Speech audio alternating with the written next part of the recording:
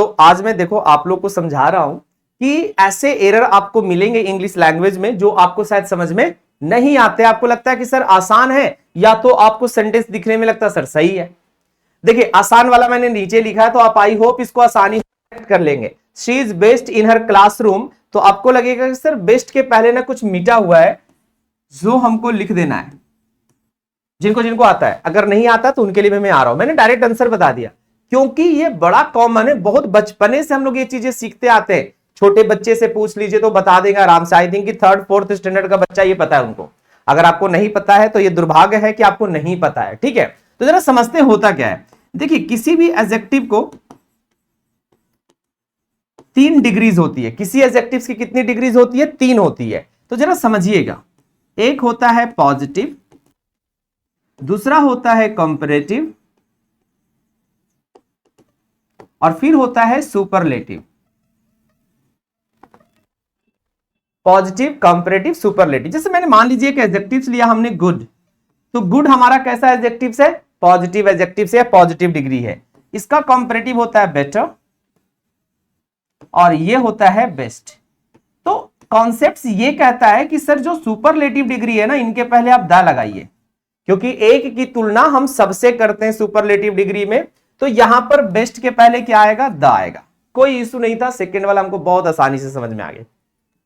अब आते हैं फर्स्ट वाले में कि she is better of her 2 sister. तो हमारा कॉन्सेप्ट या हमारा रूल्स कहता है कि सुपरलेटिव डिग्री के पहले द लगाइए, कॉम्पैरेटिव के पहले ऐसा कहीं नहीं है। लेकिन कॉम्पैरेटिव में 2 सिचुएशन है जहां पर कॉम्पैरेटिव के पहले 2 लगता है। देखेंगे ध्यान से कि बेसिकली कॉम्पैरेटिव का काम क्या होता है।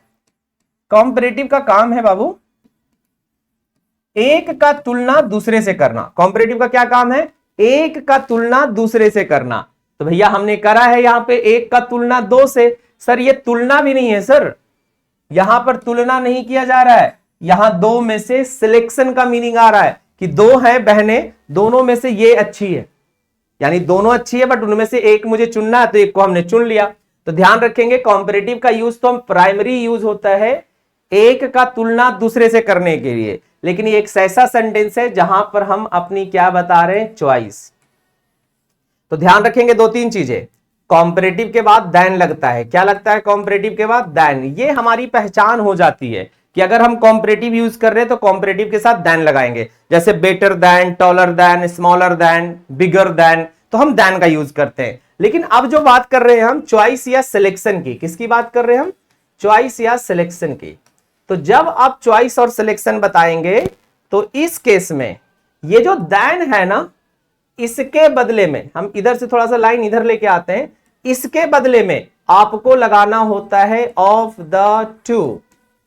यानी इसमें देन नहीं आता है, तो आप देख पा रहे होंगे कि यहां पर ये लगा हुआ है ऑफ हर 2, यानी 2 के बीच की बात की जा रही है, 2 में से बात की जा रही है एक की।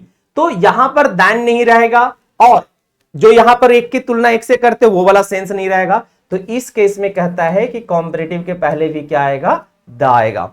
आई होप चीजें सिंपल थी। मैंने थोड़ा सा लॉन्ग करके थोड़ा सा आपको समझाने की कोशिश की कि कॉम्पैरेटिव के पहले भी द आ सकता है अगर आप किसकी बात कर रहे हैं? चॉइस या सिलेक्शन की बात कर रहे हैं।